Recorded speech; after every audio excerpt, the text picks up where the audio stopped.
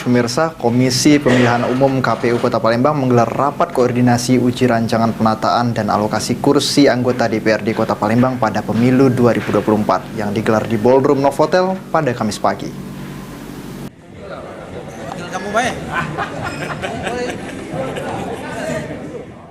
Bertempat di Ballroom Novotel, Komisi Pemilihan Umum KPU Kota Palembang menggelar rapat koordinasi uji rancangan penataan dan alokasi kursi anggota DPRD Kota Palembang pada pemilu 2024 pada Kamis pagi.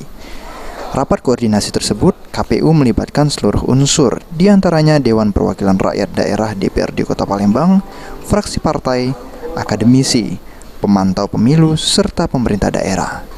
Adapun dapil yang mengalami perubahan, yakni dari Dapil 2 ke Dapil 3 di wilayah Kecamatan Kemuning, rencananya akan bergeser ke Dapil 3 meliputi wilayah Ilir Timur 1, Ilir Timur 2, dan Ilir Timur 3.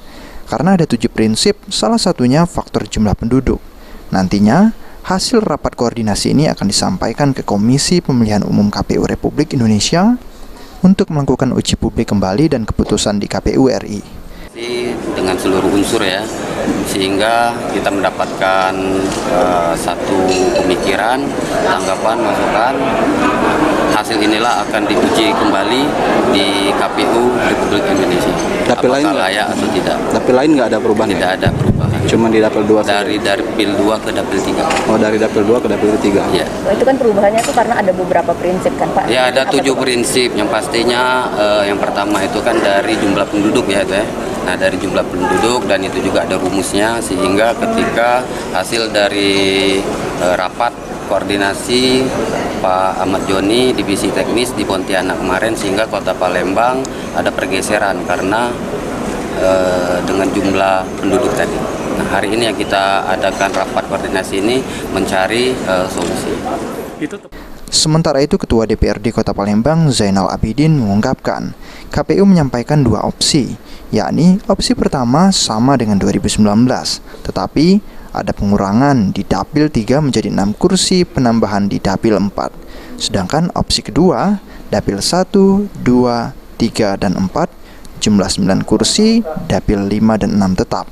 Karena melihat jumlah penduduk dan batas wilayah kecamatan, menurut Zainal Abidin, pergeseran dapil tidak meski dilakukan perubahan, karena opsi 2019 masih mencukupi 7 prinsip untuk dapil tersebut terkait jumlah kursi.